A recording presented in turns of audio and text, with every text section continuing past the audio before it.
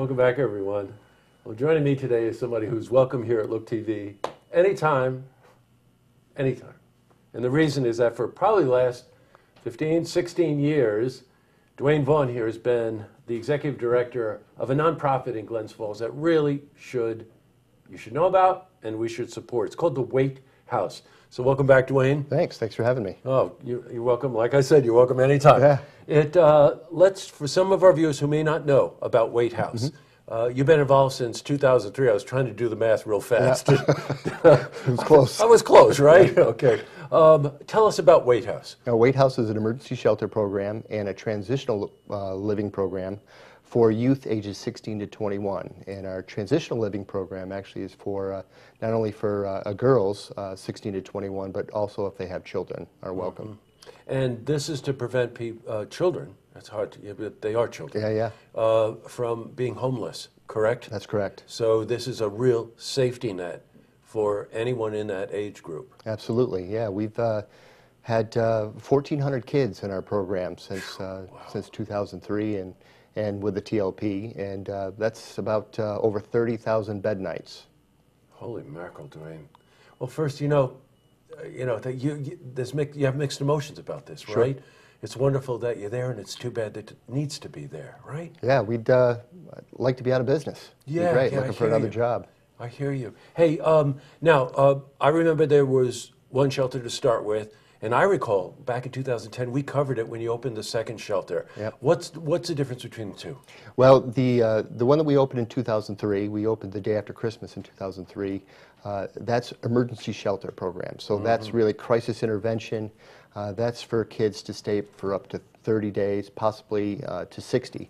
In 2010, when you folks came up and did a little story on us there, that's when we opened the transitional living program. So that program is for girls. The other program is co-ed. The program we opened in 2010 is for girls that are pregnant or parenting or single, and they can stay for up to a year. So it's more of a transitional program. Now, so that you know, when someone comes to Wait House, it isn't just, hey, and this is important, right, that there's a warm place to sleep, it's safe, whatever, but there are a lot of programs in place to help these children transition, correct, from the state that they're in, which, let's just face it, is incredibly chaotic, to a point where they're getting their feet on the ground. That's correct. What are some of the services? Well, we have two case managers on staff that do a great job, Margaret and Molly. They're there to help with goal planning, connect them to health services if they need that, no matter what those health services are, even if it's to see a dentist, a doctor, maybe substance abuse issues, things like that. So they'll make all those connections. We're going to make sure that, when they do discharge from us, that they've got a safe and healthy place to go to. That they're connected to all the other services that they might need while they're with us. Got you. Now, you've been involved since 2003. It's a long time. Yeah. Any changes that you've seen in that time period? I think one of the most prominent things that I've seen is how social media has affected the youth that we see. There's a lot of positive aspects of social media, as we know, but I think it also helps youth access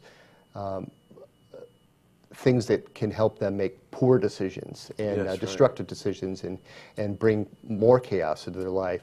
So I think that's one of the things that I've noticed the most. We tend to think of teenagers as adults. We just did I was telling Duane, we did the interview we did yesterday with Prevention Council, and you realize that teens' minds are still developing. And in this sort of exploration time, in this experimentation time, can be very chaotic. And if the connections they're making in social media are negative connections, then that only fosters that, right? Sure, absolutely. I think the youth that we see tend to think more in the now. Yeah, and not about tomorrow. And when a plan comes up, it may not be the best plan for them, but they're going to opt to that plan that takes care of right now. Gotcha. And that's what I think can often be very destructive for them. I think your organization is providing an unbelievable service to the community. Great, thank you. You know that. We've got two fundraisers coming up that I want you to know about.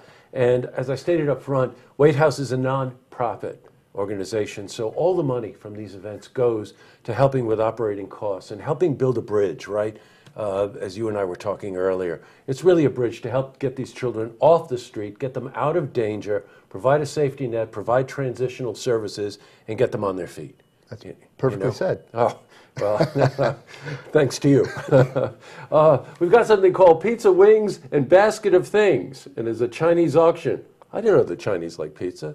What's with that? Yeah. That's right, I think everybody does. But don't eat it with a knife and a fork, okay? Right. You got to pick it up New York style. That's going to be Friday, April 8th, which is not this Friday, but next Friday.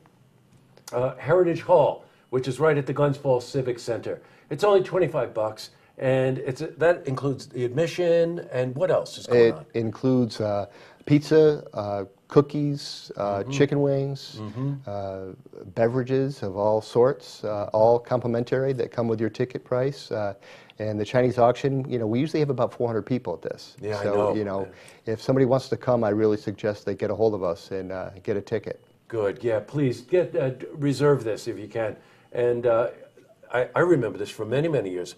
This is, what annual is this, like 11 or 12? Or? Geez, I think it's 14. 14, wow. Yeah. Okay, so this is a major fundraiser for Waite House. And the other one coming up on the next Friday, Yep. the 15th. Yep, the 15th. Tax day, Friday the 15th, we should remember that. An evening of spirit communication with Pauline O'Connell, whoever she is. Yeah, yeah. She wouldn't like it that I said that, but who's Pauline O'Connell? We did this last year. She was local in Glens Falls, and it's a nice light evening of entertainment. And we had pretty much a full house at the Wood Theater, which is a great place to have anything. Sure, of course. And so she's agreed to come back and do this again, and she's moved to California. So she's going to fly in and do this for us. I think there was a lot of people that had a great time, and it's been hopefully something that we're going to continue to do. Right, and again, a positive reinforcement.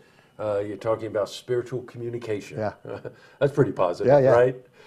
Just so again, a reminder, Friday, April 8th at Heritage Hall, which is right at the Civic Center in Glens Falls. Pizza, wings, and baskets of things with a Chinese auction. You figure out how that's related. And again, the following Friday, the 15th, at the Wood Theater, an evening of spirit communication with Pauline O'Connell. And all of the proceeds go to help Waite House, which, as you probably figured out by now, is providing an unbelievable service to the community and to our young people.